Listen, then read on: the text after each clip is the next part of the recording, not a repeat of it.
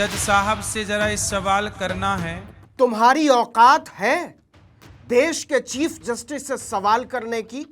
छठी fail Anirudh Ram Tiwari उर्फ अनिरुद्धाचार्य, क्या है तुम्हारी औकात? सिवाय इसके कि तुम औरतों के बारे में घटिया बातें करने वाले लुच्चे हो, दलितों, पिछड़ों, आदिवासियों के बारे में गंदी बातें करने वाले लफंगे हो, संविधान में विश्वास न रखने वाले गुंडे मवाली हो। इसके अलावा हो क्या तुम, अनिरुद्ध राम तिवारी? तुम काहे कुर्सी तोड़ रहे हो जज की? देश के चीफ जस्टिस को तू तड़ाक करता है ललाट पर पाव भर हल्दी चंदन लपेट कर बैठने वाला ये मवाली, ये लफंगा सीधे सीधे चीफ जस्टिस ऑफ इंडिया को तू तड़ाक करते हुए अधर्मी कहता है और सीधे सीधे जान मारने की धमकी देता है। तुम जैसे अधर्मियों को मारने के लिए भगवान आते हैं। एक बात कहें अनिरुद्ध राम तिवारी, अगर तुम ब्राह्मण नहीं होते ना तो उसी मथुरा में शौचालय की टट्टी साफ करने तक की नौकरी नहीं मिलती योग्यता से। हालांकि काम कोई भी छोटा या बड़ा नहीं होता, लेकिन तुम्हारी योग्यता इतनी भी नहीं है। छठी फेल हो तुम अनिरुद्धाचार्य, सफाई कर्मचारी के लिए अप्लाई तक नहीं कर सकते और अपने आप को घोषित कर दिया आचार्य। किसने बनाया आचार्य लंपट लाल? रही बात चीफ जस्टिस BR गवई की योग्यता की, तो तुम्हारी औकात उनके जूते पोंछने की भी नहीं है, उनके जूठे बर्तन धोने की नहीं है अनिरुद्धाचार्य।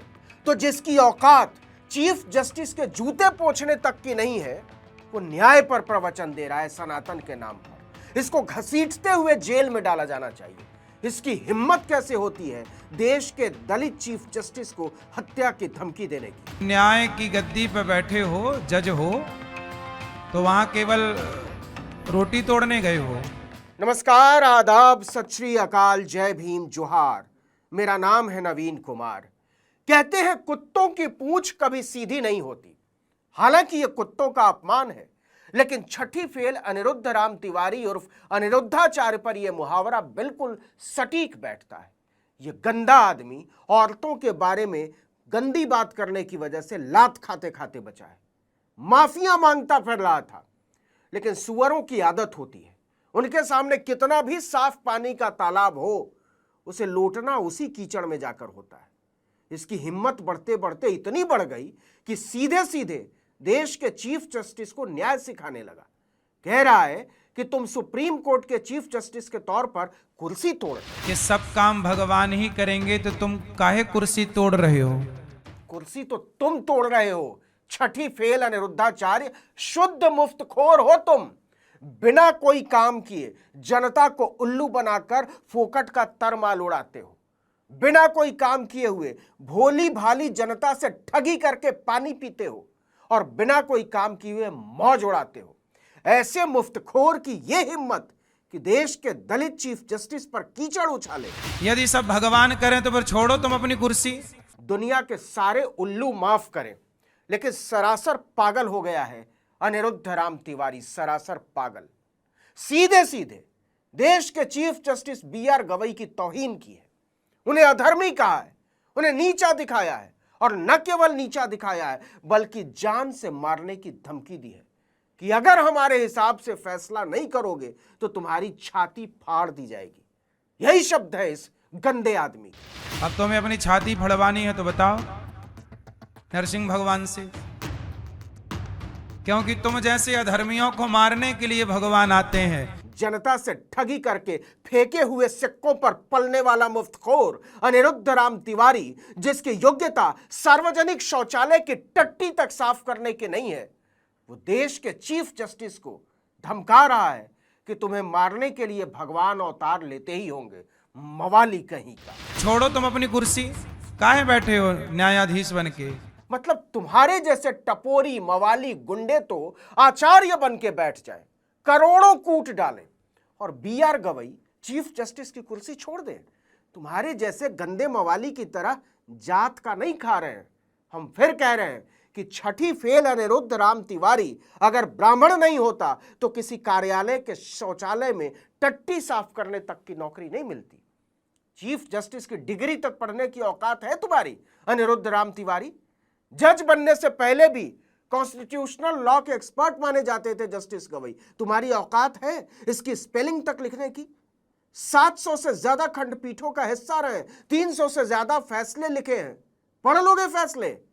कोलंबिया और हार्वर्ड यूनिवर्सिटीज में भाषण दिए हैं संविधान पर। दोनों यूनिवर्सिटीज की सही सही स्पेलिंग लिख लोगे अनिरुद्ध राम तिवारी? अच्छा हां, तुम तो छठी फेल हो ना, लेकिन संविधान की खूबसूरती देखो कि तुम किसी लुच्चे लफंगे की तरह देश के चीफ जस्टिस की हत्या की धमकी दे रहे हो। यह हक भी तुम्हें उसी संविधान से मिला है। किसके भरोसे बैठे हो कि जज न्याय करेगा? कहाँ न्याय कर रहा है जज? तो क्या तुम्हारी तरह के लफंगे और मुफ्तखोर न्याय करेंगे अनिरुद्ध राम तिवारी? तुम्हारी तरह के पाखंडी, मक्कार और धूर्त न्याय करेंगे? तू समझता भी है न्याय, संविधान और लोकतंत्र? अच्छा हां, तुम तो महिलाओं के बारे में गंदी बातें करने के एक्सपर्ट हो ना। ऐसे ही नहीं पढ़े लिखे तमीजदार लोग तुम्हें लुच्चा कहते हैं। लेकिन जानते हैं, जो आदमी सुलभ शौचालय की टट्टी तक साफ करने के लायक नहीं है, उसे देश के चीफ जस्टिस की योग्यता पर सवाल उठाने की हिम्मत कहां से मिलती है? जाति से। ये ब्राह्मण है और चीफ जस्टिस BR गवई दलित।